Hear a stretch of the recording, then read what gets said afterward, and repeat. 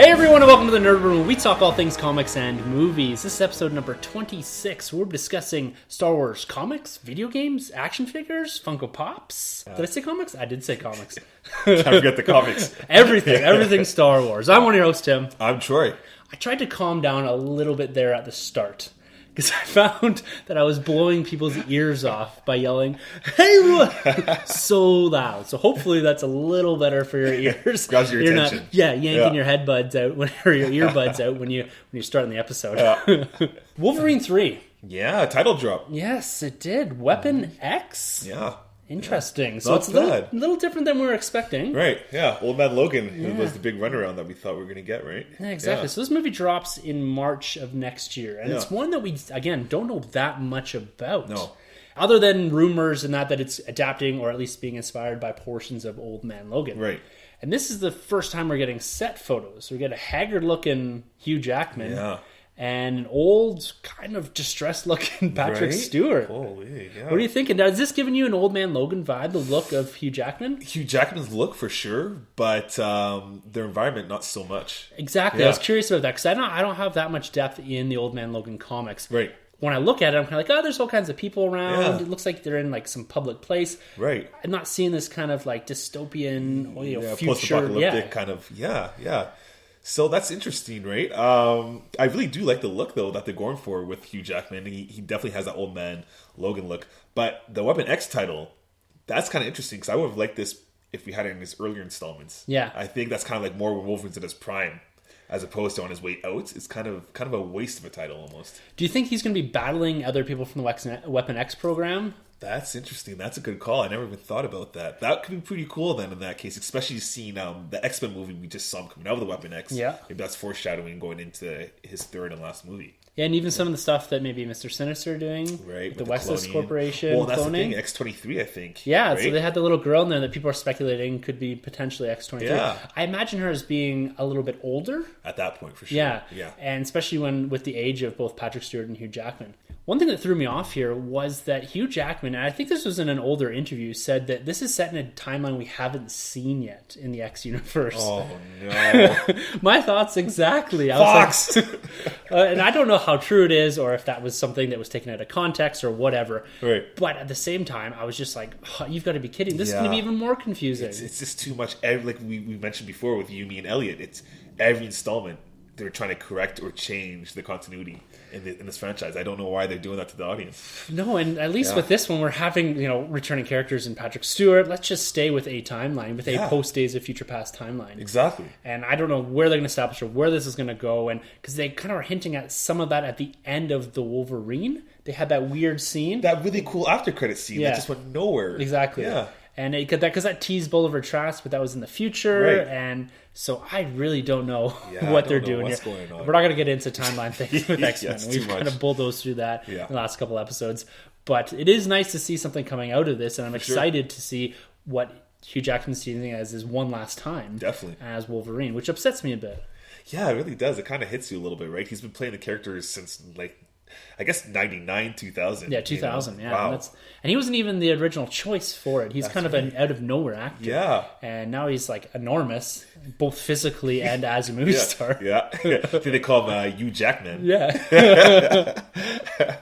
they'll be good, and hopefully they find an actress suitable to take on the Wolverine range, someone that can portray that really aggressive, Wolverine-esque type. I don't know much about X-23 from the comics. I haven't really read anything, but I'm hoping that they have someone that takes on that mantle and goes with it, because she's now considered Wolverine in the comics. Exactly, she's Wolverine in the comics, and she's also goes hand in hand with the all new X-Men. Yeah. So with the new class that they've made after Apocalypse, it would make a lot of sense to have X-23 in the next X-Men movie at least, or Wolverine. Yeah, but that screws all the time. Exactly. Yeah. I don't know.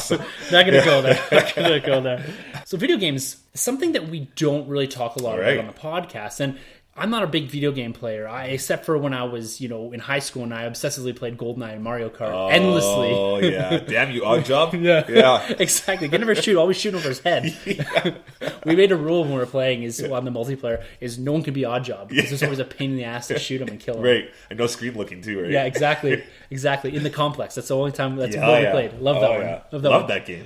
But we had a lot of video game trailers drop at a conference. I can't remember the conference name. E3 2016. Yeah. Yes. Yeah. So we had the first look at Injustice: Gods Among Us 2. Yeah. I believe is the title. I know nothing about this. I didn't even realize. Is it just like a straight-on fighting game? Yeah, it's a straight-on fighting game made by NetherRealms. It's the same guys that have been giving us the last couple Mortal Kombat video games, and they do an excellent job of what they've done with Injustice 1. Not just for the video games, but for the comic book alone is just incredible. The comic book's a great story, and the video game's just so much fun. It's like playing a movie almost, but in a fighting game format. So does the comic book spin out of the video game, sort of? Yeah, so the comic book leads up to the events of the video game. So they basically have them in installments as Injustice Year 1 and Year 2 and Year 3. I think they made it up to Year 5. I could be wrong. I haven't been following them since Year 2. Okay. But the video game is just incredible. Like I said, NetherRealms produces the studio behind this. You know, did you see the trailer? I did watch the trailer. What did you think of it? I thought it was really cool. And cool. I was kind of confused because I wasn't expecting like a Mortal Kombat Street Fighter kind of game. But I thought it was more like a, single player shooter or whatever you call it. Oh, a first person. And first person. Yeah. Cool.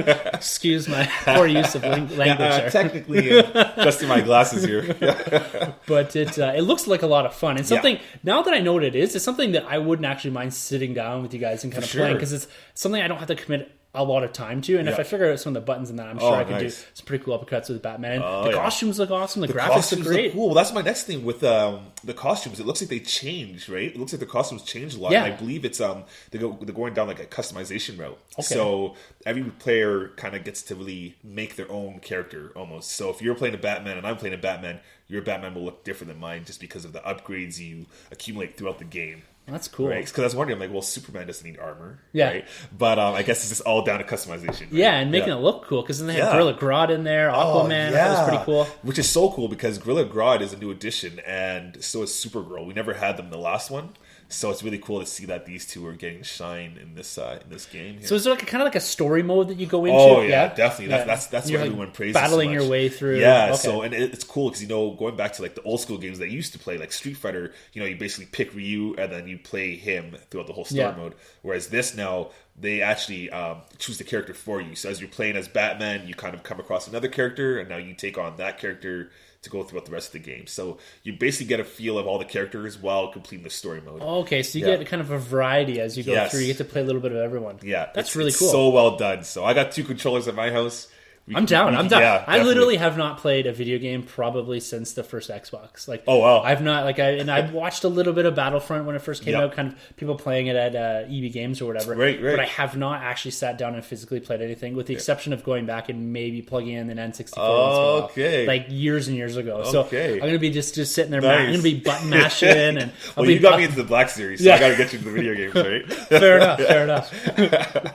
We also saw a trailer for a new Spider-Man game as well. Oh, yes. Yeah, a new Spider-Man.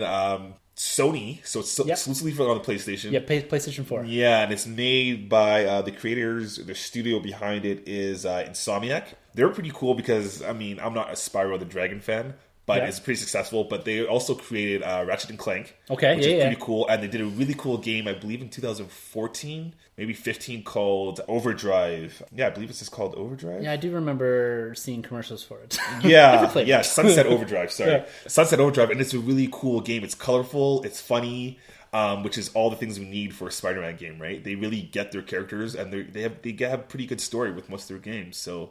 What did you think of his suit? I thought it looked really with the white Spider-Man. Yeah, the suit's really cool, and they had a tough job, right? Because we've already seen Spider-Man reinvented in the Marvel Cinematic Universe, so again, they have to do the same because they have to separate it from the movies because it's official. It's nothing to do with the MCU. So the costume's cool. It's kind of a cross of like everything from the Ben Reilly costume. You get the blue in it, a little bit of blue on the shoulders. He has the blue on the shoulders. He has, like you said, the big white spider, which is kind of going the direction of the all different Spider-Man right now, with the spider on his chest. So I love it. I'm excited. And he's really like mobile in this game, like some parkour stuff going on. And the rumor has it Mr. Negative might be the villain, which is cool because I've always wanted to see him in the big screen. Right so on. Loving it. His eyes in the trailer looked like the MCU eyes. Just like it, right? Yeah, I feel like they're pulling a little bit on that. They have to be. And they must have been producing this game for a while, so they must have known what's going on with the MCU stuff. Yeah, or at least the design concept or something. For sure. for sure. So yeah, E3 was great. Just such a cool event. We got some really cool content coming out there. Yeah, and later on in the episode, we're going to talk a little bit about the Star Wars stuff that was dropped at E3 as well. Can't forget about that. Yeah. Yeah, definitely not. Did you happen to go to the movie theaters this weekend to check out the new Warcraft movie? Speaking about video games? No, I didn't. I was like, should I play the game or should I watch it? And I was like, I'll do neither. Not many other people went this weekend, at least in North America. No. So this thing pulled in $24 million on probably a massive budget. Oh, yeah. And they seem to be, again, these films that are trying to build a franchise, looking for this kind of Lord of the Rings-esque franchise. Absolutely, yeah. And that's the feel I got from it. So it finished second place behind Conjuring 2, James Wan's Conjuring 2. Okay, yes, yeah, the horror movie. Yeah, the horror movie. And I have to make a quick correction on myself. Yeah. Last week I said Justin Lin was directing Aquaman, and it's actually James Wan. Oh. Both of them have directed Fast and Furious movies. That's right. Okay. But I want to correct myself there. Cool. I misstepped there. But one interesting thing about this Warcraft movie is how well it's doing in China. Wow. It's the number one movie opening weekend of all time in China. That's beating incredible. out Age of Ultron. Yeah, that's wow. That's huge. Yeah, it's pulled in $150 million in 5-day weekend in China.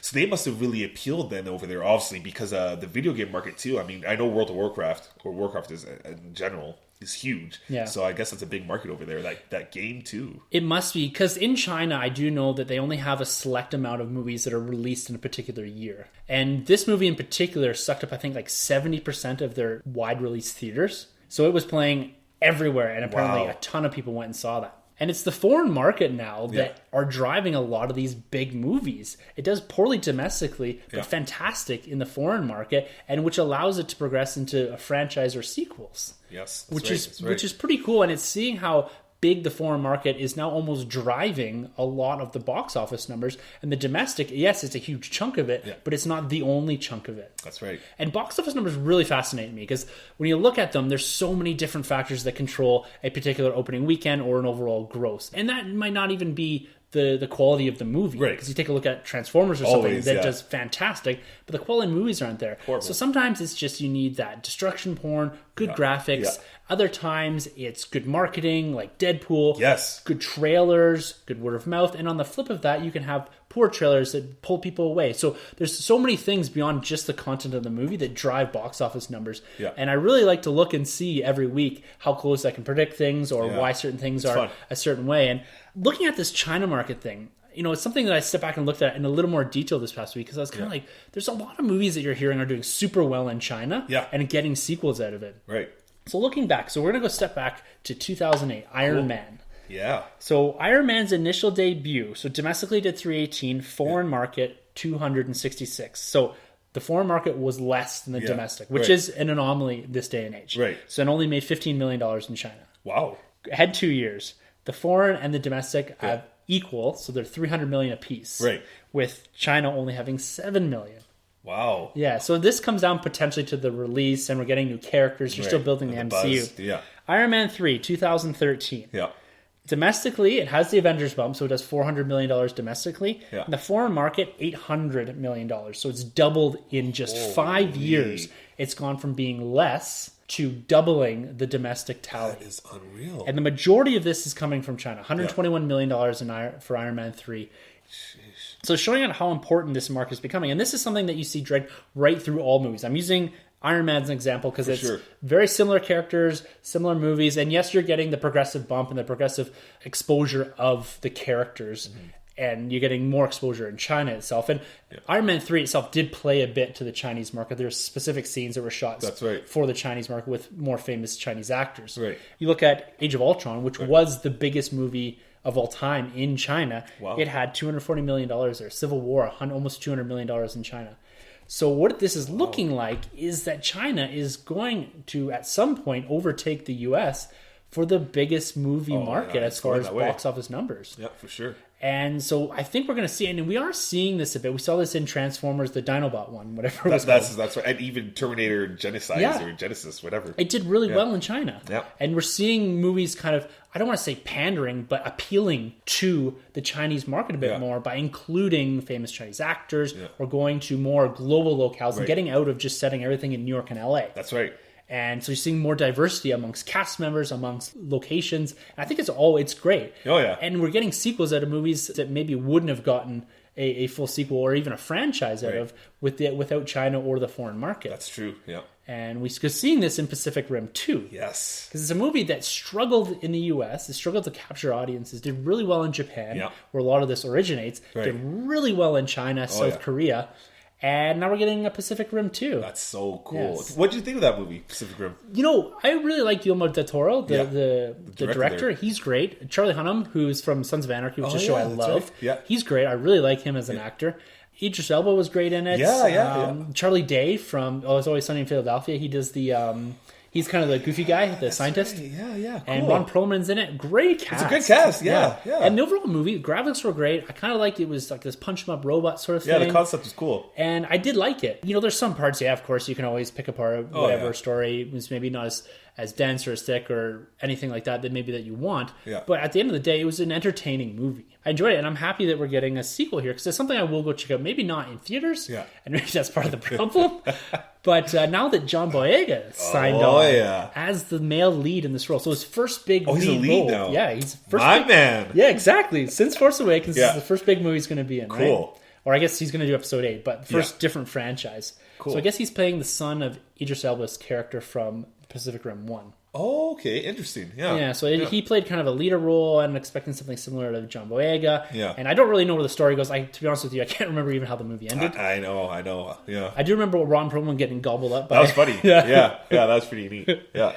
But it's nice to see John Boyega get into another franchise. I like to see him expanding his role because I love this guy. And I wish he was going to be in Black Panther, but I'd like to be more of just a rumor. It would have been great to see him in there. Yeah.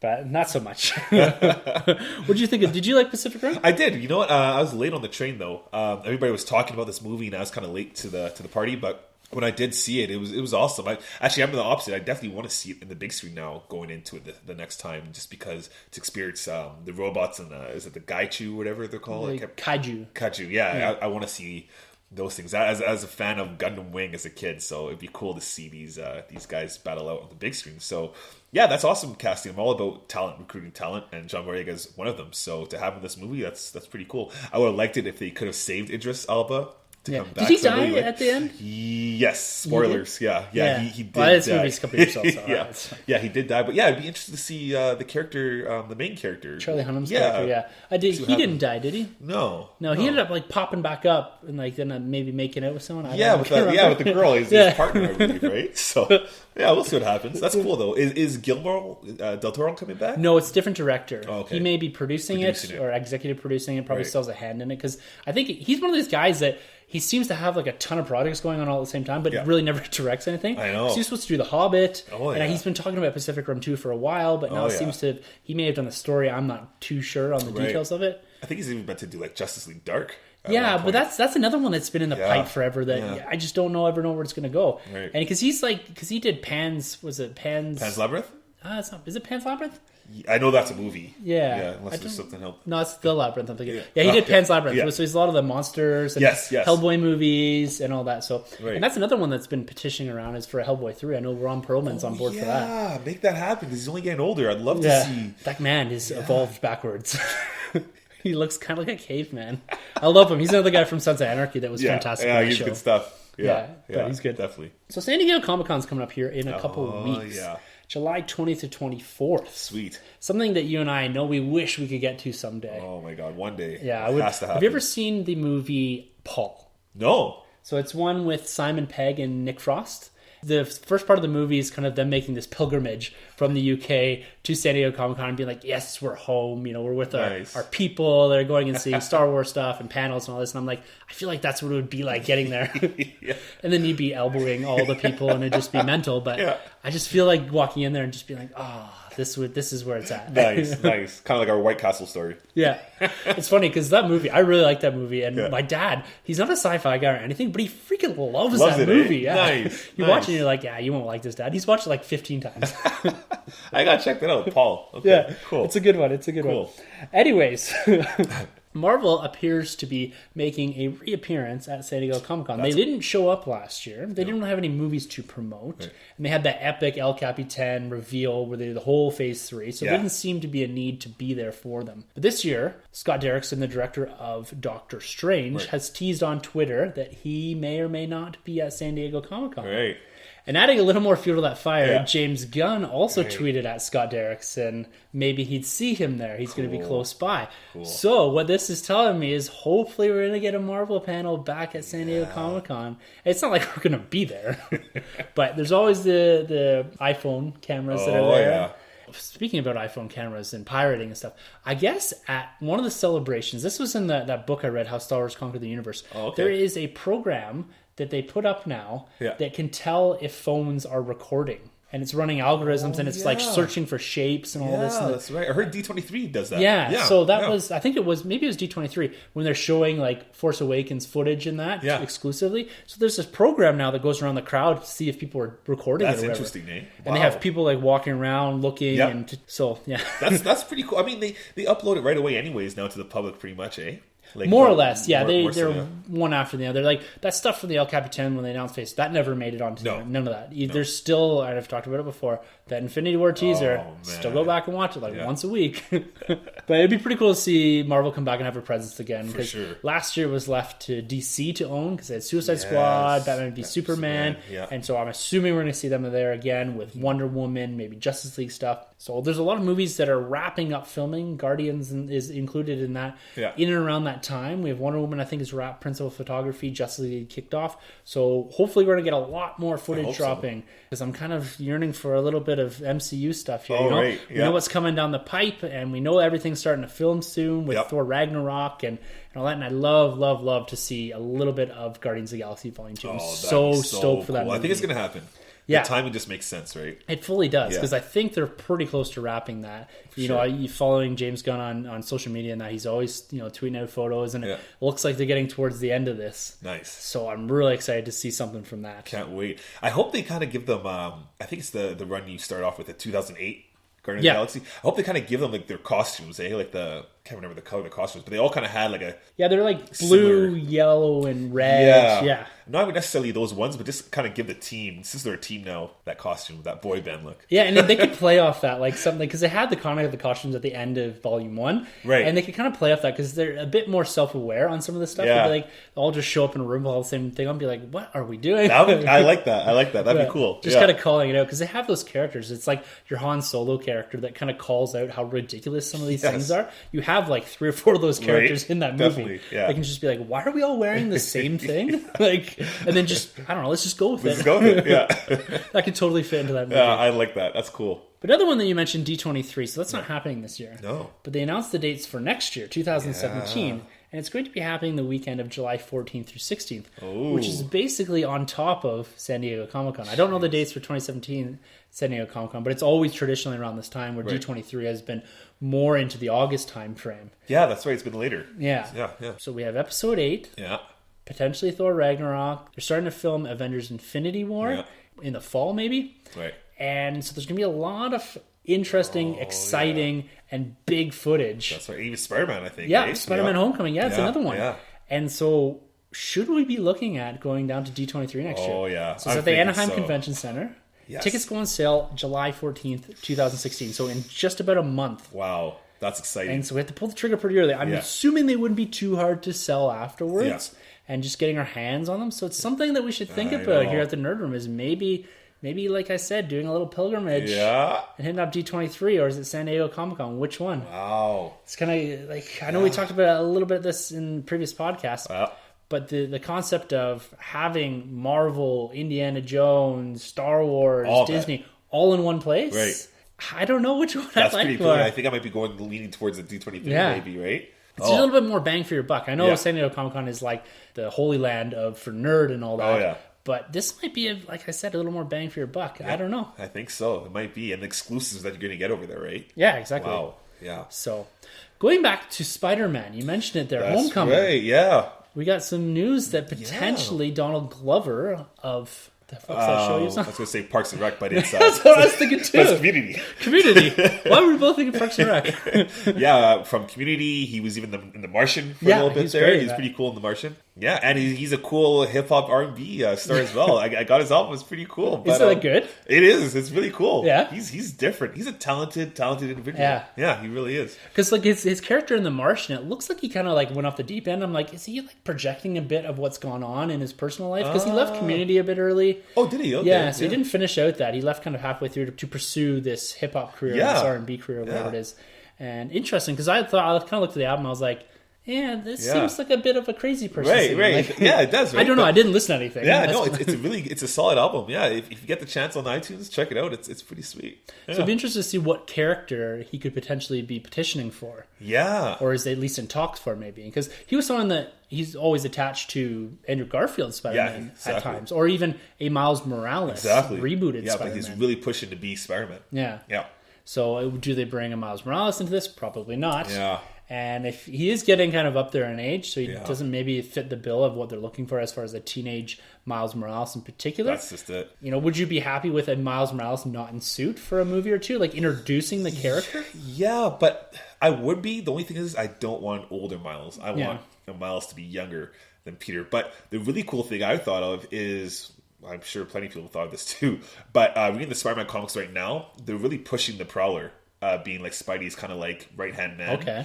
And going to the Ultimate Universe, Prowler is actually the one that kind of stole the spider, and then that infected Miles. So basically in the Ultimate Universe, Prowler is the uncle to Miles Morales, right? Oh, okay. But they haven't established in the comics yet if this Prowler is the uncle of Miles, so we don't know. But the Prowler that I love is from the 616, and I think it'd be pretty cool if you made Donald Glover the Prowler in that universe, which would be pretty cool. He's kind of like a criminal. He has the claws. He looks like Spawn. He's a really neat character. I've always liked him. I had the figures back in the day, actually, of the character. So it'd be cool if they pushed Donald Glover to be the Prowler. And then, later on, who knows, maybe he does get the spider and it infects his nephew. So that would be cool, because that's a nice way to pass on that lineage. It is, right? Some guy that everyone wanted to see as Miles Morales is actually passing that on through his character. Yeah. That's cool. I like It'd be that. pretty neat. And like I said, in the comics right now, he's heavily being pushed. He's right there with Spider-Man. Pretty much most of the issues I've read, he's been there. So it'd be cool to see if that's the route they go. Right on. Have Donald Glover in the MCU as well. That's great. Yeah, that'd be cool. Yeah. And he's a little bit older than Spider-Man too, so it makes sense that way. So we'll see, I guess. Yeah, again, another piece of this ever so expanding universe that we're seeing kind of with Spider-Man, with the MCU. So it's fantastic. Oh, I love it. It's so cool. Speaking about universes. Oh, yeah. Galaxies far, far away. Oh, segue. Killing it. I know we're always talking Star Wars on the podcast, but this week in particular, there seems to be a lot of backlog of Star Wars information. Everything from comics to video games to action figures to the Smuggler's Bounty, Funko Pops, everything here. So we thought we'd take some time and just run through kind of everything, kind of a catch-all Star Wars episode. Cool. And this was kind of spurred a bit by the fact that Star Wars The Force Awakens finally ended its domestic run. Yeah. So after 6 months... and a total of $936 million plus. Jeez. In a bit of change. So that absolutely destroyed Avatar's domestic haul of $706-ish million. Gosh.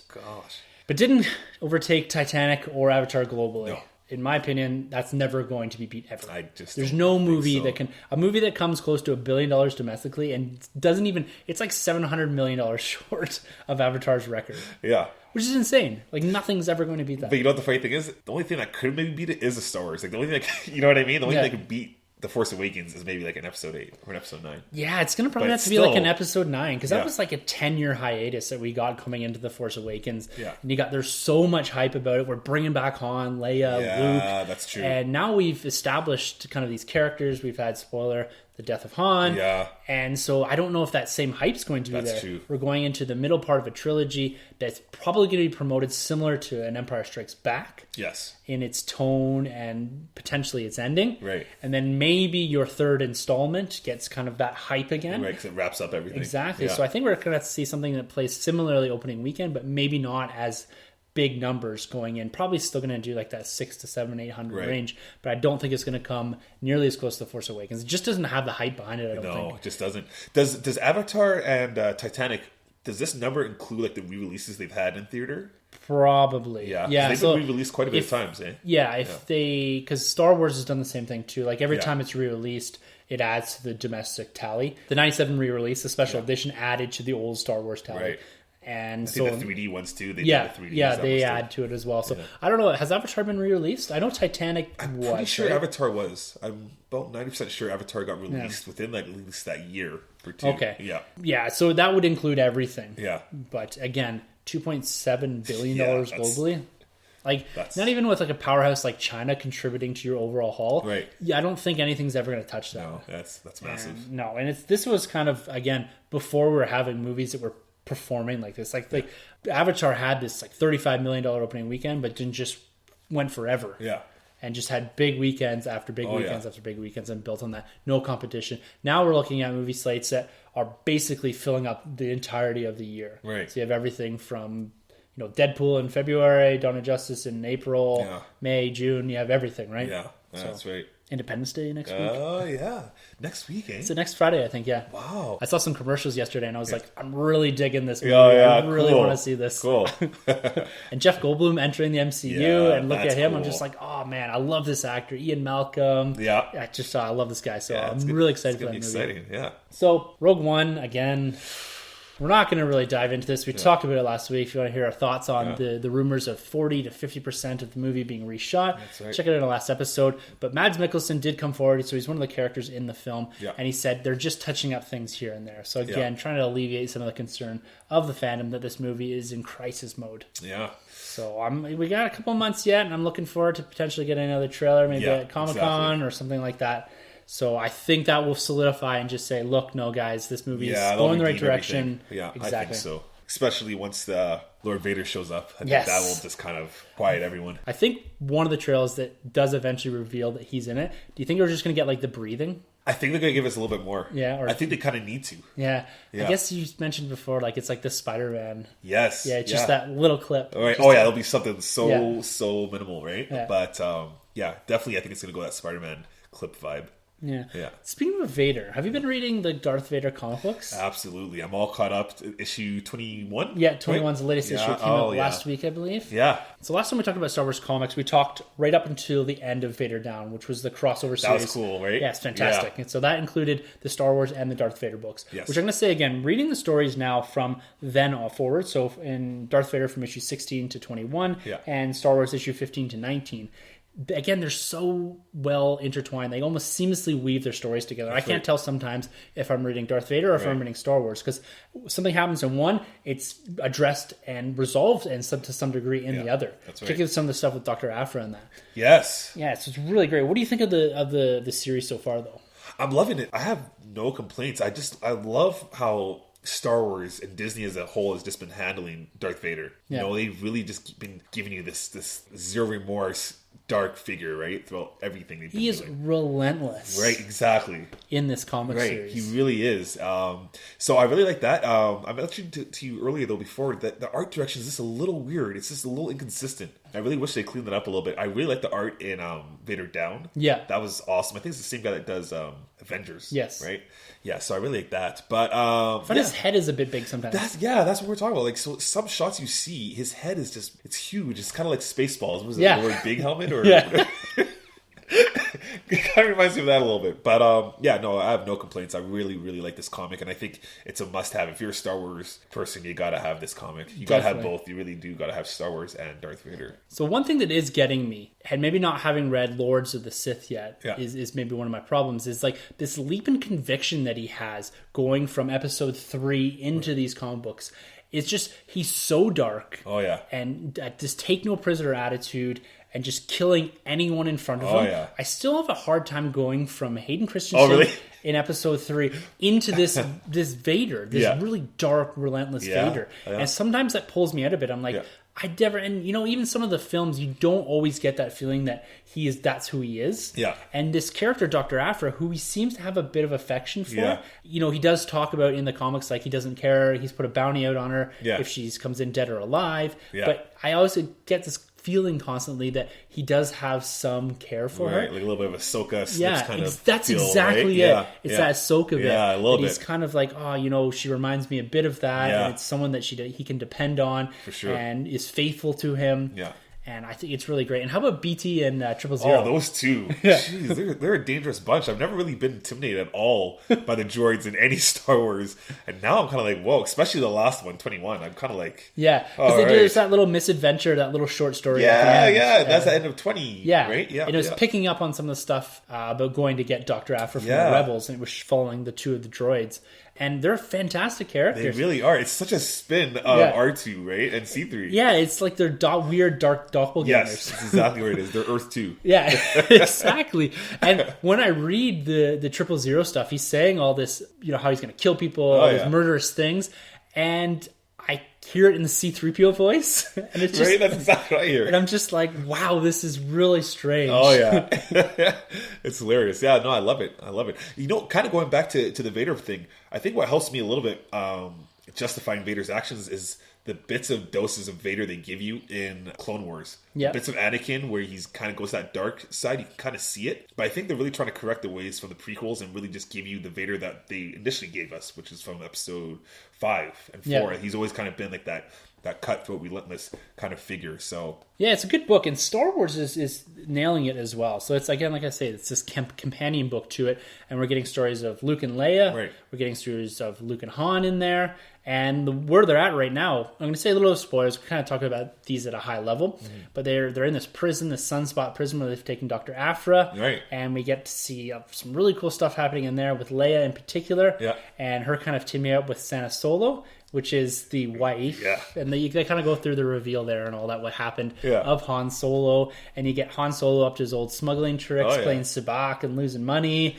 and kind of them being chased by bounty hunters. And it's really cool. And it really feels like it's set in the Star Wars universe. They've really captured that vibe, that universe look, this worn-torn universe. Yeah. It's fantastic. It's great. And it redeems itself from the Leia comics. Hey? Yeah. Like, Leia's a lot better in this, I think, than she was in the Leia standalones. She's a pretty powerful character in this. And that's something we can talk about here in a few minutes, is the Bloodline novel that I'm just a bit of a ways into. Yeah. And it picks up a lot on her just being this super strong female character that is just kicking ass. That's awesome, yeah. And she does really well in this comic book too. She's really well written. Right. You really get her voice there being projected off of the comic pages, and you're kind of like, yes, this character is fantastic. Right, yeah. And you really feel that from the writing here. Definitely. So if you aren't reading those and you're a Star Wars fan, go and check them out. You could probably even go from some of the Vader Down stuff. Just start from there and move forward. You can kind of pick it up. Like, if you're a Star Wars fan, you're immersed in the universe, you know who the characters are, because there's some stuff with, like, Dengar's in there, Boba Fett. Right. We get the Black Wookiee, which is awesome.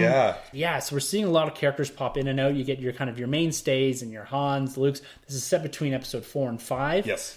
Getting a lot of the Emperor, and you're exploring that background of Vader and the Emperor post Death Star explosion number 1, right? Yeah, and his failure, and him trying to redeem himself to the Emperor and prove that yes, he is the worthy apprentice that the Emperor sees him as, and he's competing with these other potential apprentices, and there's this Dr. Silo that's in there. Well, he's like a biomechanic. I guess he's kind of behind Darth Vader. Then I guess he kind of made Darth Vader. Yeah, it's an awesome line in the comic. It says he's working on a mechanical hand, and there's some dialogue there about them talking about Darth Vader, and he basically says, I'm paraphrasing here, but Darth Vader doesn't know what I've done for him and that sort of thing, or what he actually owes me. And there's the implication there is that yes, he's one of the ones that created the suit for Darth Vader. Yeah, and there's such a cool little bit of dialogue going on between Vader and Palpatine. When Palpatine explains like how he was kind of let down when Vader died, and then he went looking for other apprentices and couldn't do it, so he went back to Vader and brought him back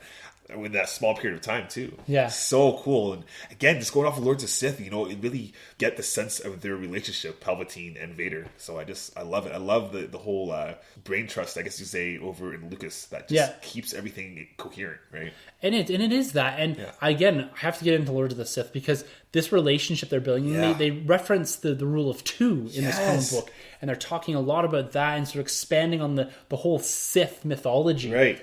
and it's just fantastic. That's so cool. Which is a call out kind of to Darth Bane, because I think he invented the rule too. Yeah, and they're talking about just like how the Sith were always fighting, and they came down to only 2 of them could actually coexist with each other, the master and the apprentice. Yes. This idea too of the rule of 2, that there can only be 2. There's always got to be the expectation from the master that the apprentice is eventually going to kill him and take another apprentice, right? Exactly. So it's a weird relationship that they have there. It is. And you can see the Emperor kind of projecting out that he can make his choice. He's going to live forever. Right. And he'll choose when he wants Vader to step aside, and he'll bring on a new apprentice. Exactly. And you see Vader battling those apprentices, the twins, and the cyborg Admiral Akbar. Yeah, basically his brother. Yeah. Which is a cool fight scene they had, by the way. I can't remember, I think it's issue maybe 1918 when he brought down everything on him. So, good stuff. Yeah, it's great. We also have the Poe Dameron comic. Yeah. So it's up to issue 3 here, being written by writer Charles Soule. Yeah. Who we had a bit of discussion with about this. And it's really great to be butting up against the Force Awakens timeline, is jumping into that, expanding the time frame and the characters right before the Force Awakens. And it's even, you talk about the cohesiveness of the universe and the brain trust at Lucasfilm. Right. There's a reference in the comic book to the original graphic or the original novel Before the Awakening. It's you know how Stan Lee used to do the asterisks and be like, if you wanted to see more Spider-Man, go see issue number 15 or whatever. Cool. It does that right in here. No way. And because Poe drops a line about, or maybe it was one of the First Order officers drops a line about, you stole something from us. Yeah. And it's directly out of Before the Awakening, and it asterisks it, has a little color box. To find more about this, check out Before the Awakening, which isn't even connected to the comic books or anything. Right. It's like a completely different medium, like in book form. Yeah, it makes it and it's even like better, a junior novelization too, right? Wow, so it's like a young reader's thing. Yeah. And I read it, I was like, this is amazing. Right. It's like a shout out to you, right? Because you're in that world. So cool. And so it's pretty cool because it picks up right after Before the Awakening. Yes. So they had that interaction with Leia and Poe there, and Poe joining the Resistance, and now going out and chasing Lord Santeca from The Force Awakens. Right. So you're seeing the building of the story behind Lord Santeca. He's an adventurer, he's a traveler, and why he's important, and why him and Poe seem to have this relationship, because I'm assuming at some point they're going to get some interaction in the comic books. Definitely. And we get Timon Wexley, Snap, who's in the movie, as well as in the Aftermath book. Right. His younger self, right after Return of the Jedi. Yeah, because you told me about that. Yeah, the younger self is in. It's so cool. Great. And he's even referenced again. He actually has a brief cameo in Bloodlines as well. Snap Wexley here. Cool. So everything in this Force Awakens timeline is all so well connected. I love that. And it just brings me so much further into the universe. And yes, I'm always going to be connected to it, but having and hearing all this and keeping up with the books has been a big thing, and I just loving what they're doing here. It's the best. It just makes it all that much more better that they just got rid of the extended universe, the Legends, and just started it from the ground up and just gave us this whole big universe now. As much of a shame it was to see books like the Thrawn trilogy be put aside, stuff, right? I still think there's something coming in the Aftermath books. Yeah. That trilogy, the next one lands in July. Nice. And the first one was great. There's something going on there that has me thinking maybe there's going to be a Thrawn or something in there. Did you hear his comments, by the way? Timothy Zahn's comments? Yeah. About, we're talking about he felt Kylo Ren was a little weak and Captain Phasma wasn't used enough. Yeah. Well, and that's Captain Phasma. That was always a complaint that you're going to hear. For the general audience, right? Yeah, it's kind of like almost like a Boba Fett. It's a character that's all over the marketing everywhere, but it's not really has what she have like a couple lines of dialogue. I think she'll be a bit more of a prominent character in subsequent movies. Yeah. And Kylo Ren, the more and more I think about the character, the more and more I like the character. Nice. And his look and everything. So I loved it the first time I saw it, the second time, third time, and all that. But every time I look at the character, I'm just like, yes, this is the right way to go. Yeah. Keeping him alive and progressing him through, episode 8 and episode 9. And hopefully don't have his redemption, but and keeping him different from Anakin, Darth Vader at the same time too, because it's so easy for them to just make him a knockoff of that. Yeah, right? exactly. Even though he is a knockoff in his own head, right? So. Yeah. My only nitpick about the Poe Dameron comics is the third issue, they're in some caverns and they're having issues with the First Order and all that, and they're kind of protecting this weird egg thing. So I'm going to say spoilers here for the second and third issue of Poe Dameron. And then something comes out of the egg, and it's like this big monster-looking thing. Oh. And it's different. It kind of pulled me a bit out. I'm like, this doesn't feel like my Star Wars universe right now. Oh, really? And because the Star Wars and Darth Vader books are doing such a good job of keeping that feel of the Star Wars universe within them, this kind of pulled me out a little bit. I was like, it's fine.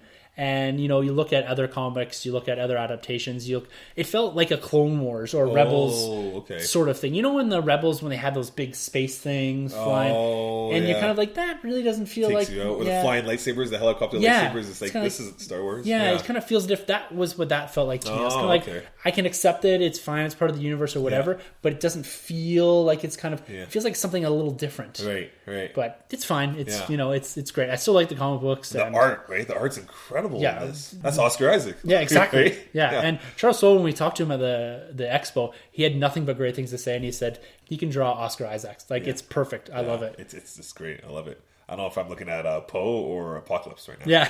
Yeah. And one other comic that's dropping here this week actually is the Han Solo series. Yeah, nice. So that's, again, it's set in the same time frame as the Darth Vader Star Wars series, the Chewbacca, the Leia, all those, right? Yeah. And so I'm looking forward to that. Are you going to pick it up? Definitely. Picking it up tomorrow. Yeah. Comic book day. Love it. That's the best day of the week, Wednesday. Yeah. Hump day, new comic book day. Right. Maybe sneak a beer in after work day. Yeah. Wings, right? Yeah. Oh, shoot. Might be going down. I think it's going to be good. And, Han Solo is one of the favorite characters. Everyone loves Han Solo. So I'm assuming it's going to be kind of his smuggling adventures. And hopefully it ties, again, into this Star Wars book because he pops in and out of here. And I'm hoping we're getting this building... Although it's going to weigh heavy on the the wallet, having to buy all these because all these stories interconnect so well. Yeah. But I'm really looking forward to that. Definitely. So, like I said, for all these, I've given at least a one issue. Yeah. Like Lando, I read through; it was pretty good because it's 5-issue miniseries, and Leia I did as well. And I like that they're doing these miniseries while keeping the other books kind of your mainstays, your ongoings, and kind of feeding off of that and kind of giving people and just seeing where they go. Definitely. Because another series that's coming to an end, I believe, is the Obi-Wan and Anakin. Yeah. So I guess it's ending, or did it end? I don't know if it ended. I got up to issue 7, I believe. Yeah, I think it seemed like it kind of wrapped up. Yeah, I think it is ending because I think it was just a miniseries. I'm not sure. I haven't been reading that one. It's pretty cool. Yeah. The thing I appreciate the most of this series is it really gives you that sense of that brotherhood that Obi-Wan and Anakin have that a lot of people felt were kind of missing in the prequels. It does take place between episodes 1 and 2. Yeah. So Anakin seems to be about maybe 15, so maybe about 4 years have passed since episode 1. And Anakin's kind of on the fence of whether he wants to stay with the Jedi Order or not. So they're telling you one main story, but they get these flashbacks, which are actually the best part of the series, where Anakin is going to leave the Order, and he's still kind of being mentored a little bit by Palpatine. Okay. So it's pretty cool, but the thing wraps up, and obviously we all know Anakin stays with the Order for a little bit longer. Yeah. But it's great. Again, the art is awesome, and there's some pretty cool stuff that goes on. I really like that it focuses a little bit more, again, on Anakin's tinkering skills, his mechanics, how he can build things, which is something that Lords of the Sith, I'm just pumping Lords of the Sith here, but which is something that Lords of the Sith also focuses on as well. So it's cool to see that Anakin has these mechanic skilk. I need to get into that book because Charles Soule writes that as well. Yeah, so it's another one of the eras that he's writing, right? It's cool. It's a nice little short and sweet miniseries, and I think it gives you enough of the friendship, the brotherhood of these two to be like, all right, I'm done with this now. I get the sense that these guys are, like brothers. We've seen the Clone Wars, and we've seen, Mustafar, those events, so we get their conglomerate, right? Once in a while, we get an individual Obi-Wan story. Yeah. Which are great. So issue 15 was the last one. And I can't remember the issue, but they kind of interspersed. So Luke, in one of the issues, finds Obi-Wan's... journal. I think it's 7, issue 7. Issue 7. He finds his journal. And periodically, within kind of the main run, the story takes a break, and then we get an Obi-Wan focus story, which happens right after episode 3-ish, maybe about 10 years after episode 3. Yeah. I don't know the exact time frame. And it tells a story about him on Tatooine protecting Luke and his adventures, that he wasn't just like this hermit that sat there for 19 years or whatever it is. And so it goes through some of the stuff that he's doing, protecting his interaction with Uncle Owen. Yeah. And it's a great way to kind of take a break from the Star Wars, from the ongoing stuff that's happening in Darth Vader and Star Wars, and just get a nice story about Obi-Wan without having a completely separate ongoing or miniseries, right? It's right embedded right in the Star Wars. Exactly. Because there's so much time that's gone by, right? There was, 20 plus years at least? Yeah. From Mustafar to episode 4. What has he been doing? 19 years or something? Yeah. Right. So it's, when you see episode 4, you're kind of like, well, this hermit old Ben is a little wacky, you know, and it kind of makes sense because this guy's been isolated on this desert planet this whole time. At least as far as we know, we don't know what's going to happen in Rebels or anything like that. No, yet. So, yeah, it's a great pickup though. I have issue 7 and I have issue 15. Yeah, I love them. 15 was actually really cool. Him watching Luke pilot. Yeah, I think something. Get like a pod racing kind of feel. Pod racing, yeah, that's exactly it. So if you're not reading any of these comics, be sure to go grab at least 1 or 2 of the ongoing series here, because you can get anything from any era right now. Yeah. You know, the Force Awakens era, your original trilogy era, your prequel stuff. Yeah, that's and it's right. all really well done. All just great. And so another place where we're getting a lot of Star Wars material is the novelizations and original stories that we're getting. And the one that recently just dropped a couple weeks ago was Star Wars Bloodlines. Yeah. And I'm about halfway through it. Right. Again, I'm doing the audiobook version of it. It's kind of the way to go. And I think with Star Wars, it is the way to go, because with names, places, species, like it's so hard sometimes, and I find myself with someone reading it to me doing different voices, I'm able to remember characters better by having them repeat the same name over and over again, because I find with stories like this that I'm just making up names, and they might not even be right. Like I can't even like sound out some of them, so I'm just like, I'm going to call this guy this. And so this kind of really solidifies these names in my head a bit better than I would just on my own. And this one's Claudia Gray that brought us Lost Stars. Yeah. Sweet. And this story, you know, it's really focused around Princess Leia. Yes. And I should really say Senator Leia at the time. Point, and focusing a lot on the New Republic. If you don't like the political aspects of the prequel trilogy, you may have a hard time getting into this one, because that is the main focus of this. So it's the new Galactic Senate on the Hosnian Prime system. Oh, okay. Which, spoilers for Force Awakens, if you're one of the 6 people that haven't seen it on Earth and listen to this, which would be weird. That's the system that is blown up by the Starkiller base. Oh, is the Hosnian system, which includes the Hosnian Prime, which has it's like kind of like the new Coruscant. It's where the New Republic is centered out of. So that's where you have like the Galactic Senate, you have the New Republic fleet. It's all kind of in the Hosnian system. Okay. And that's what the Starkiller base explodes. Right. It's nice to get a look into the inner workings of the New Republic about 20 years after Return of the Jedi, and I think about 6 or 10 years or whatever before The Force Awakens. Oh, okay.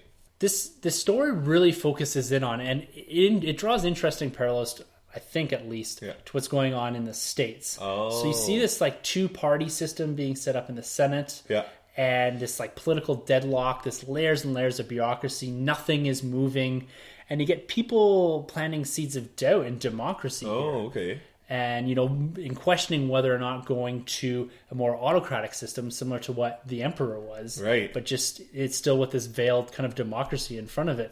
And so it's playing with a lot of these themes in here. It's kind of this, similar to like the Republicans and Democrats, is that if you're not with us, you're my enemy. Right. Instead of going down the pathway of compromise, which is, you know, needed in politics to get things done, they've just kind of halted and are in this massive deadlock. Oh, and so it's exploring a lot of different themes there, while kind of in the background you have Leia and a couple of her cohorts doing this investigation, which continues to expand its reach and its significance. And you can really see where this is probably eventually going. I'm trying not to give anything away. Right.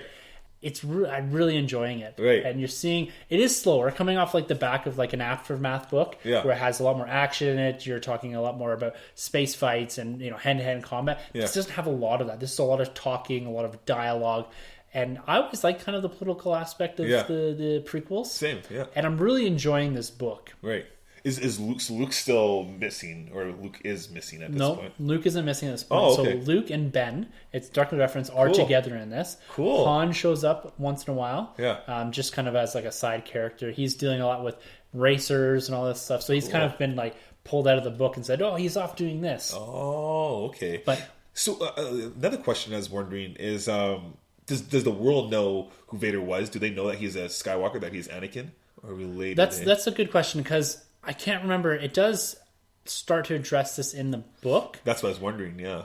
Maybe not, because Leia is talking to another senator, and they're talking about Vader. And the other senator doesn't know that Vader is Leia's father. Okay. But I can't remember or not, and I think they do reference Leia as Luke's brother. So they mustn't know that Anakin Skywalker is Vader, but I feel like that was something that was known coming out of Episode 3, maybe? Or they assume that... Well, I know. After Episode 3, everybody thinks that Anakin's dead. Like, they don't nobody associates Vader with Anakin. Because even going actually back to issue 21, I think, of Darth Vader, the guy calls him out like, "I know who you are, you're Anakin." Yeah. The inspector. Yeah, I think it's actually 20 or 21. Oh, He's yeah. like, "You're Anakin. Like, your secret's kind of safe with me, even though you're going to kill me." Yeah. So nobody knows that Anakin is Vader, basically. At least before Obi-Wan must know that, because they watched that holocron where the Emperor says, "You're now Darth Vader." That's before Obi-Wan fights him on Mustafar. I mean, I get a sense that Obi-Wan must know when he sees him in episode 4 that's Anakin. Yeah, because But I mean, at the same time, Obi-Wan might have thought he left him for dead. To die on Mustafar. So it's interesting. It's kind of interesting because, I mean... for sure in the book it does say that Leia is not willing to give her secret out to the senator that Vader is actually her father. Oh, okay. So that's put out there. Right. But if people mustn't know who Anakin Skywalker is, because if they say, well, Luke and Leia are brother and sister, they make that leap that... Yeah, she's not an Organa, she's a Skywalker. Yeah, herself. Exactly. Right. So, and she's not really Force sensitive or anything like that. No training or anything like that. She never pursues this. She kind of sensed Luke, like in episode 5, she can sense him a little bit. It's nothing like... She does feel the Force. Yes. But she's not really in tune with it. She's not using it. Right. Or she may be using it in a way that, like, little Anakin used it to fly the pod racers. Yeah. Like, it's there. Yeah. But she's not utilizing or not trained to actually point in a direction. That's right. So maybe Force sensitive, but she can't go any further than that. Yeah. At least at this point. So, and I think if you can get past some of the political stuff, personally, like I said, I really like this sort of exploring this different side of Star Wars. Yeah.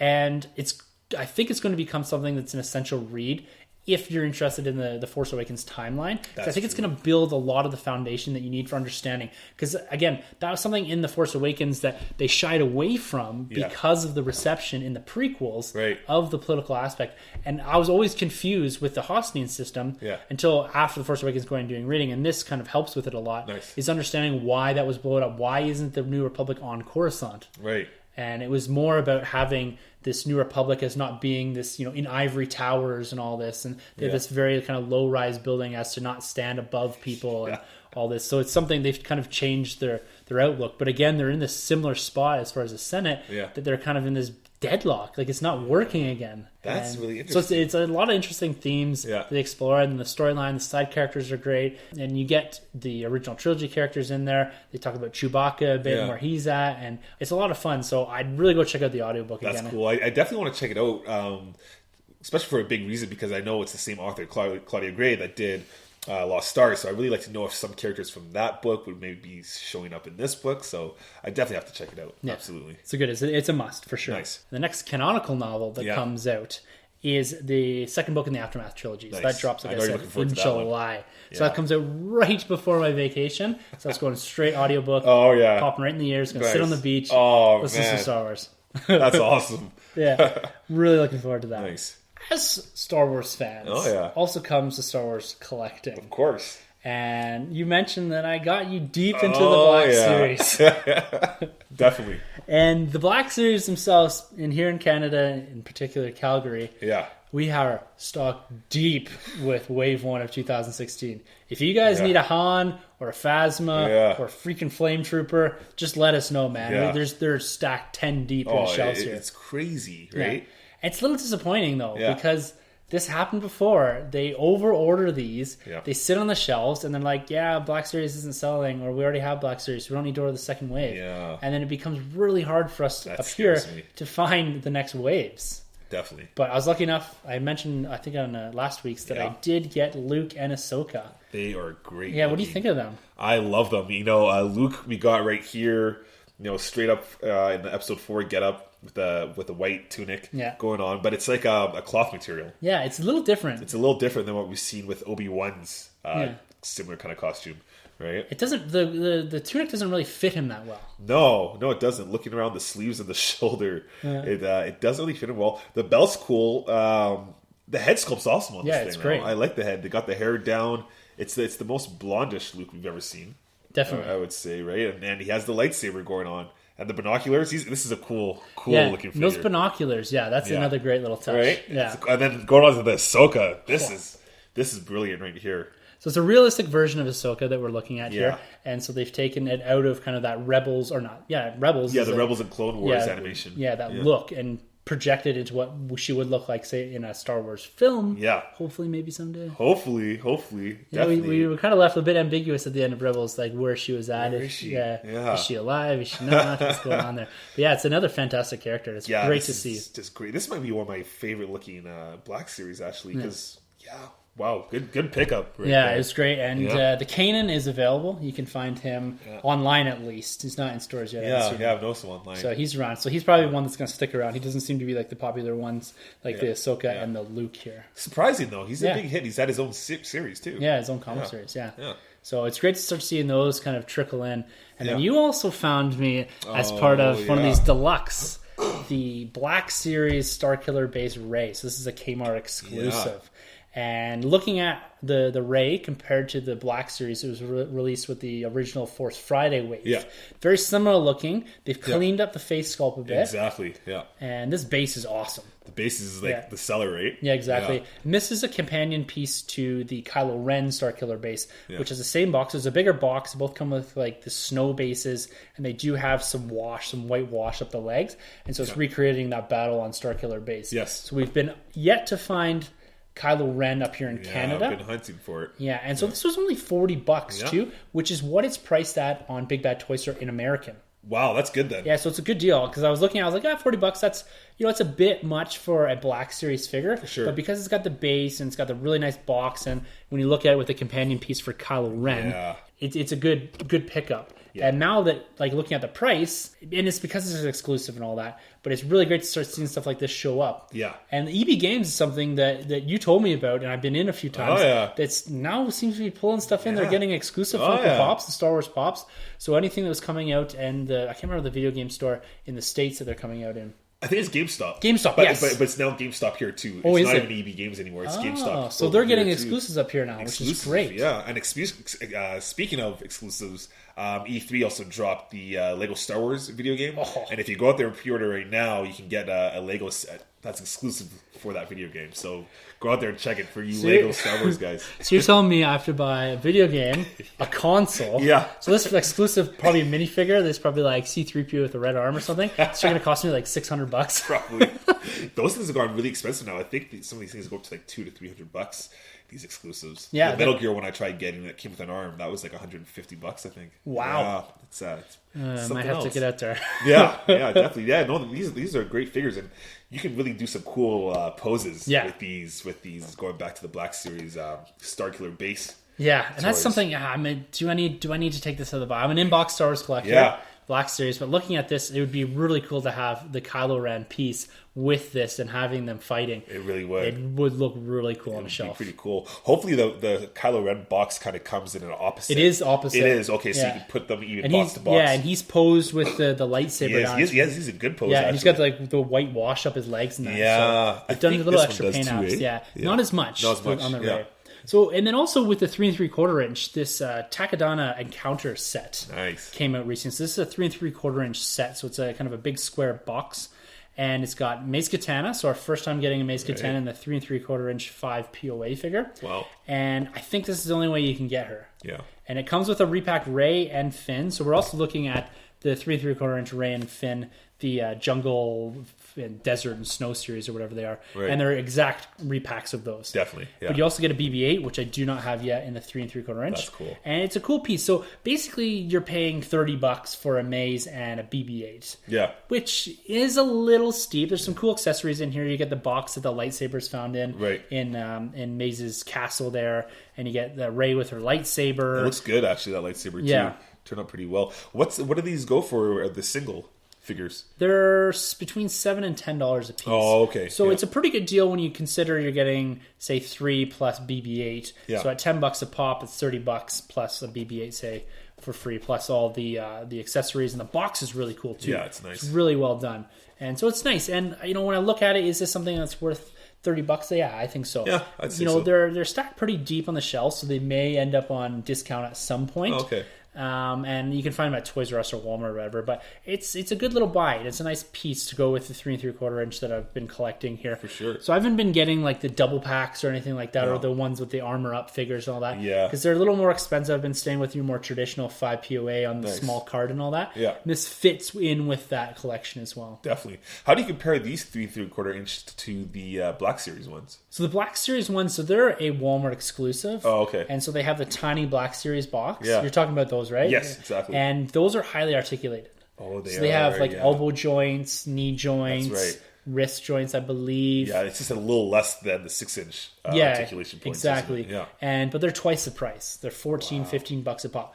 And they're really hard to find. So some of the other guys that I know that collect these are adamant about collecting these higher articulated action figures, even at a $14 price point, which isn't something that I got into. I kind of said, I got to step back. Like, that's a lot. Because you're kicking up in around, you're $10 short of a Black Series 6-inch as well, right? Wow. And so collecting all 3 of those lines, including the die-cast, the Disney Store exclusive, you're starting to get not only a lot of repeat characters, but you're also getting quite expensive. That's especially when you get deep lines. For sure. And because those 3 3/4 inch, like the $7 ones, the carded Force Awakens ones, I really like them. They're cheap enough, but the line goes so deep. There's like 25 plus characters already out there, and the waves just keep getting hard and hard. And that's something that we've been consistently getting here in Canada is the waves of the 3 3/4 inch. Yeah, I've seen a lot of those. And not so much the Black Series 6-inch, with the exception of the first wave. Yeah, exactly.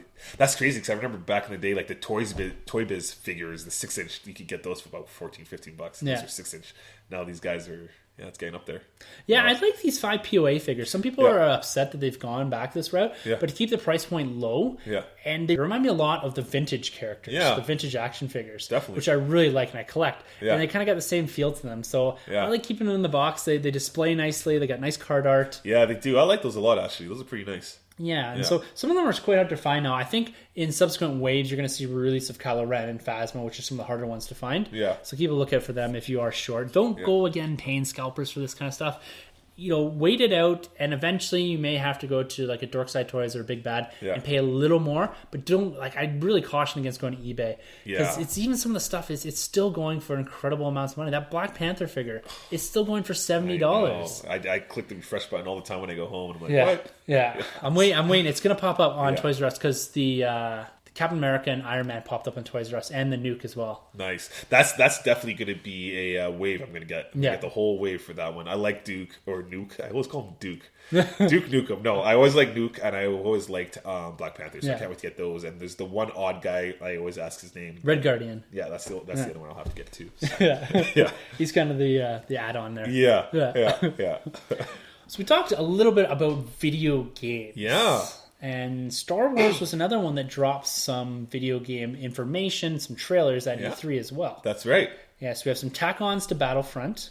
Yeah, so we got some DLC going on with Battlefront, which is okay, I guess. Excuse my ignorance here. Oh, it's all good. What is DLC? Oh, so DLC is downloadable content. Okay. Yeah. So it's just like add-ons. Yeah, it's patches or whatever. Yeah. Right? Okay. Yeah. So there's like a Bespin one? Yeah, there's the Bespin one. There's the Lando one going on. I think there's a Bounty Hunter. There's a Death Star one, I think. Death Star one. So EA, as a company, there was a big hiatus in Star Wars games, right? Yeah. So now we're getting this Battlefront stuff. Yep. And the promising games in 2017, 2018. Pretty stoked for all these?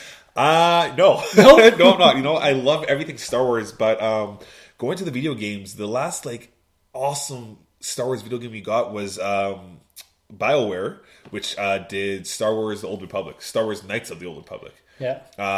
Star Wars Knights of the Old Republic 1 and Star Wars Knights of the Old Republic 2, which were great traditional RPG games, which were awesome. And then they, disappeared for a while, and then we came back with Battlefront last year, which I was really anticipating. And when it came out, I was pretty let down because there was no campaign mode, which is like a story mode, right? Yeah. It's just all a multiplayer, basically, which gets kind of old pretty quick. But they announced they're getting some DLC, which is always interesting. They also released a VR game going on now. So this VR game is basically, it's this new thing that Sony's pushing. Actually, pretty much every console's pushing, where it's literally your virtual reality set. You put over your head and you're now in like a TIE fighter. Cool. Which It's kind of cool. I guess if you're into like the virtual reality thing, it's cool. But me, I'm a traditional hold the controller, look at my TV and play kind of guy. So it might be something you could do for a night or two. Have a couple buddies over and plug in. Yeah, definitely. Yeah, it might wear a bit quick. It might wear, right? Yeah. So which is kind of funny because Star Trek actually released something else going on with this VR, which actually looked a lot more appealing in my opinion at E3. So we won't go there because this is Star Wars. We're not talking Star Trek. And there's also another thing going on. So that was DICE. I think DICE is doing the VR game. And then we also have Visceral, which is under, I believe, EA. Okay. And they're doing this unknown project, another Star Wars game. It seems kind of like a third-person game, which is basically behind the shoulder where the camera takes place. That one I'm actually excited for. That's the one I'm looking forward to. And then there's more DLC coming out for this MMO game they have, which is called Star Wars Old Republic. Not to be confused with Star Wars Knights of the Old Republic. It's crazy, but that game takes place about 4,000 years before Episode 4.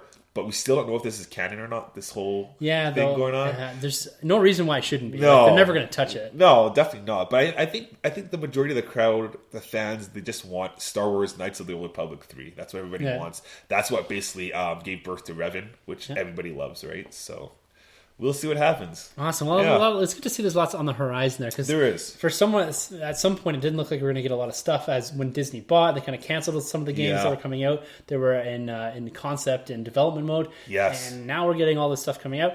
Like I said, I don't play video games, but I always like to see more content for Star Wars coming out. For sure. Well, it's just funny that you say that because that game developer is telling me about Visceral. It looks like they're kind of taking bits and pieces of the canceled Disney game.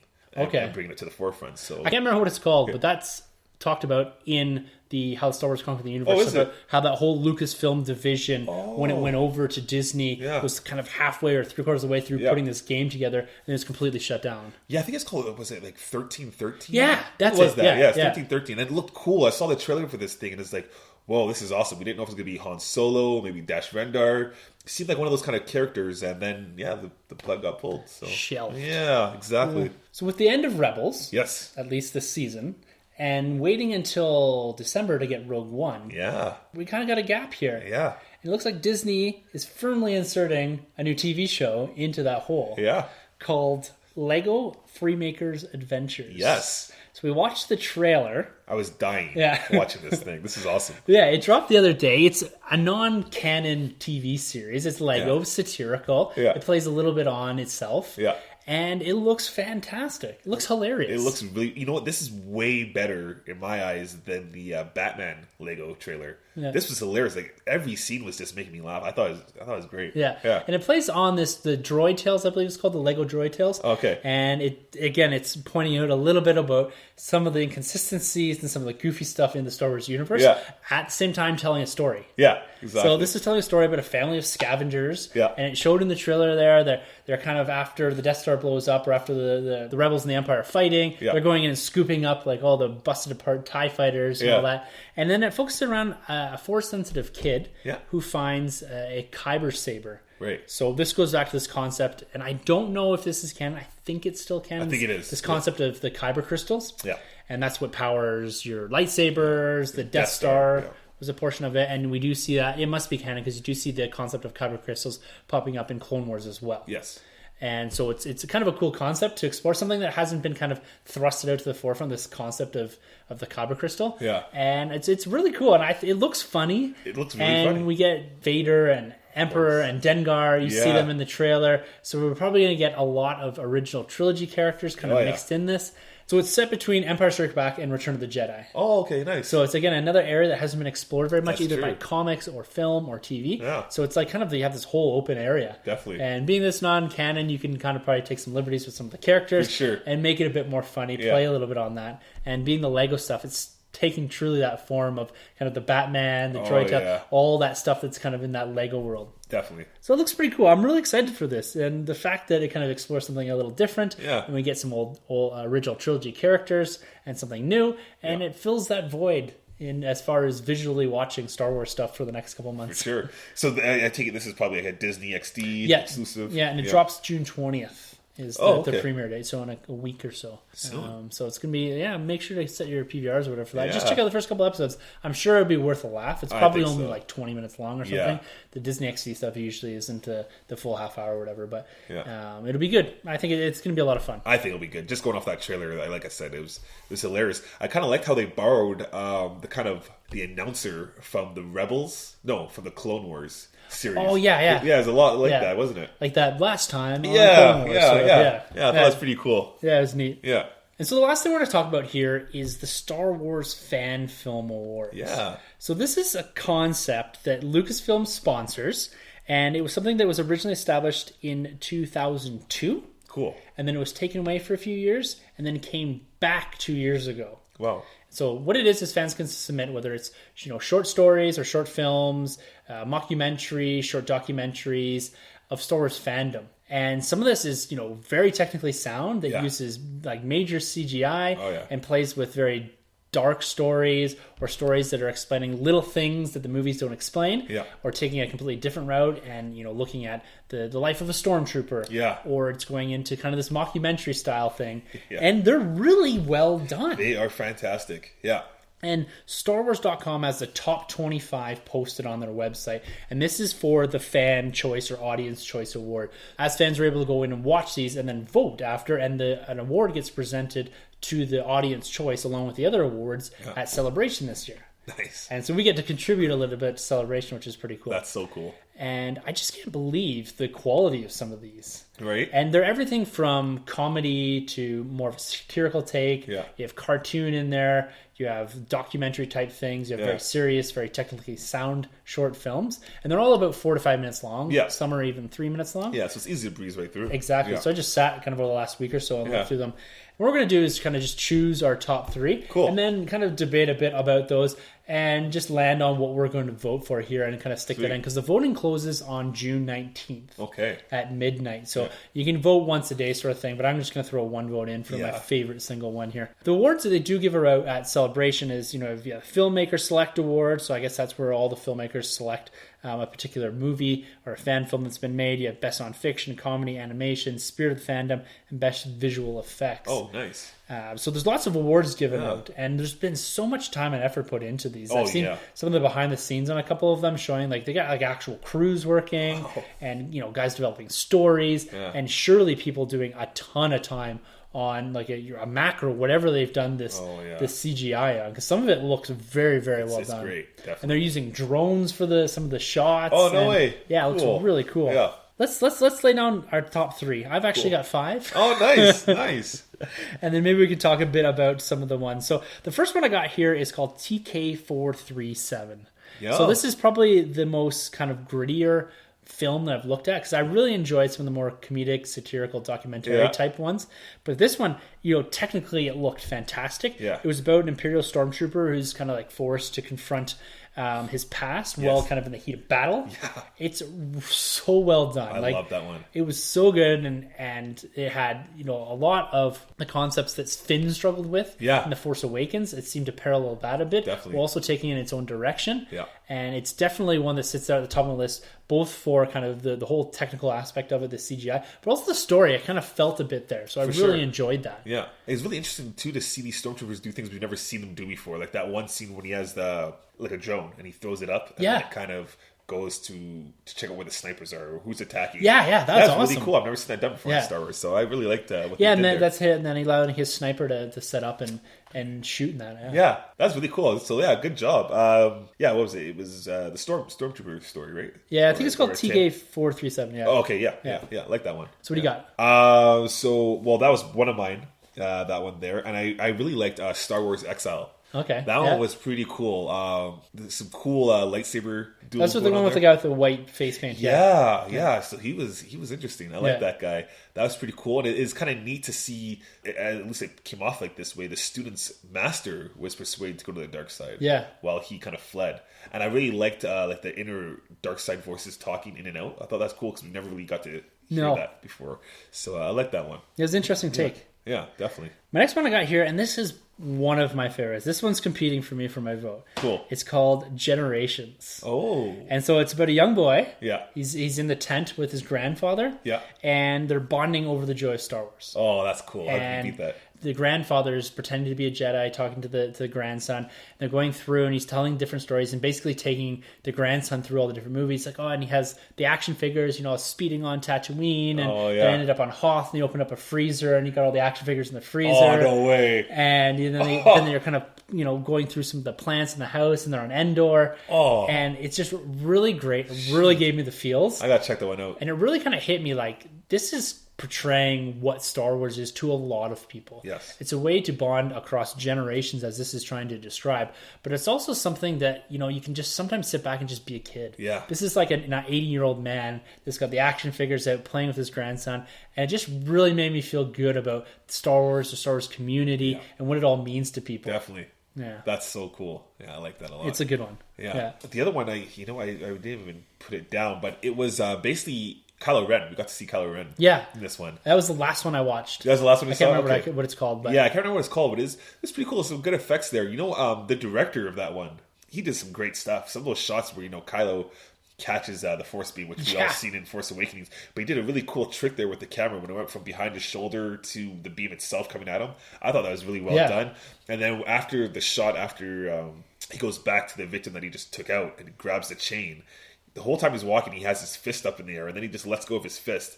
And that's right when he does that, he lets go of that beam, and it takes out the guy that shot him. Yeah. I thought that was so well done. It's just executed so well. And that's something I noticed in the background, because that would have been very easy for a film like this where they don't have the ability or the time or the money to keep that beam back there. Right. You can see it lit up in the background. It's being held. Yeah, it looks really cool. And then he just puts his arm down and hits the guy. Yeah, it was a great one. That was a good one. Yeah, it was really good.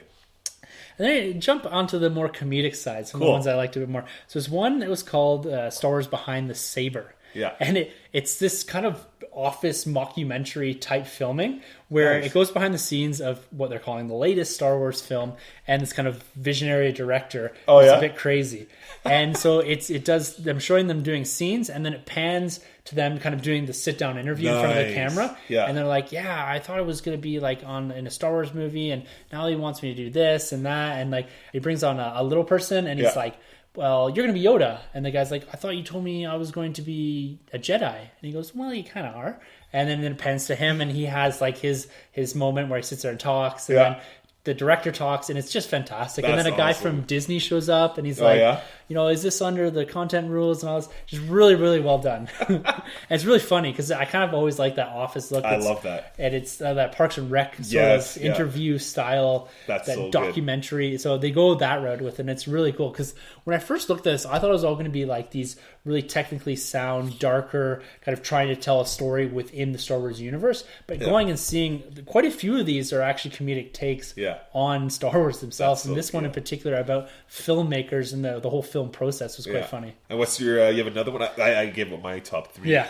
And so that was my 4th or my 3rd. And I also have one called Intern of a Jedi, which is another pretty cool one. It's a different take. It's about a young writer who doesn't know anything about Star Wars, but somehow gets an interview to be an intern in the writing room for episode 9.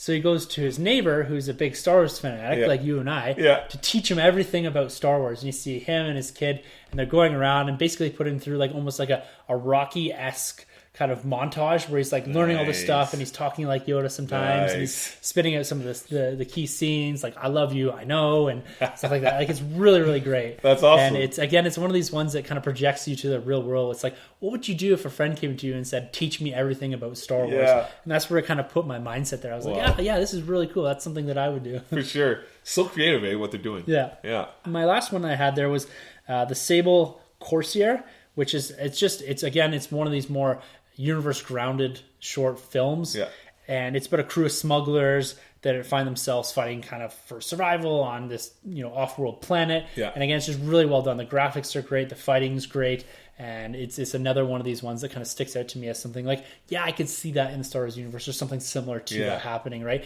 in kind of this off corner of the universe. And so it's pretty cool. Good stuff.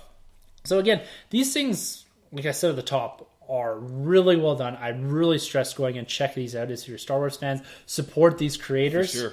And some of these are left hanging. So expect, if these are received really well, these people could put the effort into and end up with some sort of web series. That's true. And this is content that Lucasfilm allows to be produced. As long as it's not stepping on some of the rules they have. I know there's some boundaries to what they can actually produce. Yeah. But at the end of the day, really well done. A lot of fun to sit and watch. Yeah. And it's going to be interesting watching the reveal of the awards at Celebration. Yeah, I can't wait. So what are you giving your vote to out of the three that you've chosen? Out of the three, I'm going to have to go most likely with the Stormtrooper story, the TK437. That 436. has my vote. Yeah. 403. Yeah. 702. Cool. Yeah, no, that's gonna have to probably get my vote there. Awesome. Yeah. I'm gonna have to go. So I'm bouncing between that one and Generations. Yeah. I'm gonna have to give it to Generations. Nice. It gave me that, like I said, the feels. Oh yeah. It really made Star Wars feel special. And I really like that. That's how I feel about Star Wars, how I want to feel with my kids or my grandchildren or something like that in the future. Yeah. I really like how it spoke to me through the film and through what they're trying to convey, this message of, Star Wars is for everyone, Star Wars is forever, and you can connect, you can bond over this. Definitely, yeah. So go out there and check, StarWars.com. StarWars.com, fan film or whatever, type it into Google. Yeah, you can Voting ends on June 19th, so make sure you check them out and get your vote in for these to make sure the one that you love actually wins, and let us know which ones you guys liked. If something different, did you like the more technical ones, the ones that were heavy on the CGI, or ones that fit more into kind of this grounded universe, or are you like me? Did you like some of the comedy or the more personal takes for sure on some of these kind of displaying fandom? Yeah. But yeah, show your support. These guys worked very hard on these. You can tell, eh? Oh yeah, definitely. You can see the effort there for sure. Yeah. These weren't just done whipped up with an iPhone. They got some serious time behind them. Absolutely. All right, well, I think that wraps it up for Star Wars this week. We talked through a lot here, and there's still a lot more. Oh, there always is. Always. So in the coming weeks, guys, here we got some comic book reviews coming up. We got our DC Rebirth supported by Alpha Comics here in Calgary. Yeah, big things. Yes, we got some big things coming down the pipe for Superman, Batman, this whole Rebirth thing that I'm getting into. I'm wading into, guys. Oh yeah, I'm loving it. I just finished doing Flash, Wonder Woman, Aquaman. I'm going to go after my Detective Comics and Action Comics, but DC Rebirth, this has been fantastic. I'm loving it. And it's Civil War 2. Yeah, we got the next one dropping this week, Civil War issue 2. Issue 2? Yeah, that's right. So, I just did Spidey last week. How was it? I didn't pick it up. Spider-Man was pretty cool, actually. Yeah, it wasn't bad at all. Good, because I looked at it, and there's also the Gods of War. I didn't grab that. Right? Yeah, it looked like a very Hercules-centric story. It didn't look like it was tying into the main story that much. Yeah. So I kind of was maybe this will be a pass or something I pick up later. Right. I should get this Spidey, though. Yeah. I think. Yeah, Spidey's pretty good. Going off a little topic here, you've been reading Iron Man lately? Have you been seeing the Iron Man and Spider-Man stuff going back and forth? It's been hilarious. Yeah, it's great. It's so good. I just did, I think, Spider-Man 12. So Spider-Man, Iron Man, and Miles Morales all in there. And there's some stuff being talked about in this comic that's just blows my mind. Yeah. It's so funny. And again, are they leveraging a bit of this homecoming that's coming down the pipe with Iron Man, Spider-Man kind of playing off each other? Yeah. Going off topic again, I was going to ask you actually, do you know much what's going on with Tony Stark's memory? Has something happened? Because it seems like he doesn't know who Spider-Man is underneath the mask. Like he doesn't know who Peter Parker is. No. Which is weird because he's lived with them. And he's questioning. He says, how does Mary Jane have Spider-Man's personal number? Yeah. And there's not that relationship with Peter Parker. I don't know what's going on. There's something going on. And Spider-Man's called him out in it too. Like Spider-Man's like, dude, I lived at your house. You designed my costume. You don't remember me? And he's like, no, a lot of people stayed at my house. Yeah. I'm like, really? That's so something must have happened maybe with the Superior Iron Man, maybe something along those lines. Or something from Secret Wars. I don't know. Yeah. So we're still looking for the fallout of all that. Yeah, so we might be seeing the seeds kind of planted there, right? Yeah. So we'll see. We'll see. Lots of good stuff. We got Independence Day, like I said, I'm super stoked about. We're going to be reviewing that. Yeah, for sure. And at some point, Sanjay's going to come back. At some point. Don't know when. Yeah, he might be on the same island that Luke's on. Yeah. It's a far-off island with no cell phone reception. No cell phone. He probably doesn't know it's Luke Skywalker right beside him. Yeah. Who's this old dude? Yeah. Why are you dressed like that? Yeah, what's a lightsaber? Oh, Sanjay. All right, guys. As always, it's a pleasure talking Star Wars, comics, all that kind of great stuff. Definitely. For the Nerd Room, I'm Tim. I'm Troy. And thank you for entering the Nerd Room. dude, I got to get out and get some more Funko Pops. All right, guys, we are out. Don't forget to subscribe and rate and review us on iTunes. You can find our hosts, Tim, Sunday, and Troy, on Twitter at NerdRM1912Podcasting and Troy, the boy, 87.